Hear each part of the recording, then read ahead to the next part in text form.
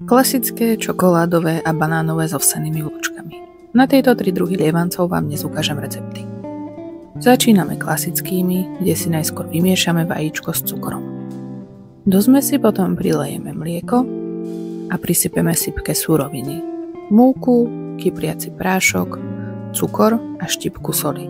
Ak plánujete lievance plniť sladkým džemom, čokoládou alebo šľahačkou, naozaj cukru netreba veľa.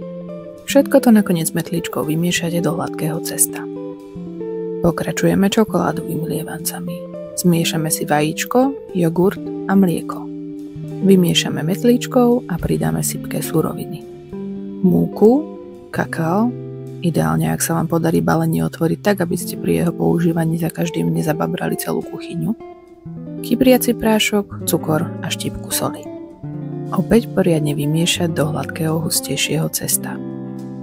A pokračujeme banánovými lievancami s ovsenými vločkami. Túto variantu môžete urobiť bez vajec a bez mlieka. Ak však chcete dosiahnuť kompaktnejšiu hmotu, kľudne vajíčko pridajte. Taktiež môžete okrem rastlinnej alternatívy použiť aj obyčajné mlieko.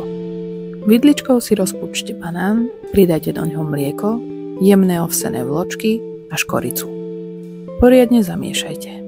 Každé cesto pred tvorením lievancov nechajte asi 15 minút postáť. Rozohrejte si pambicu s troškou tuku. Ja som použila prepustené maslo. Lyžicou na pambicu vylievajte cesto do tvaru malých lievančekov.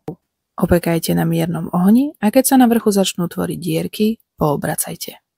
Z banánového cesta vytvarujte lyžicou na pambici malé placičky. Pečte na nízkom plameni, kým sa budú dať bez rozpadnutia nadvihnúť a otočiť. Potom dopekajte približne 2 minúty. Pri čokoládových lievancoch použite rovnaký postup pečenia ako pri tých klasických. Na záver si lievance dozdobte a dochuťte podľa vlastného uváženia. Ovocie, džem, tvaroh, jogurt, orieškové nátierky. Všetko je povolené.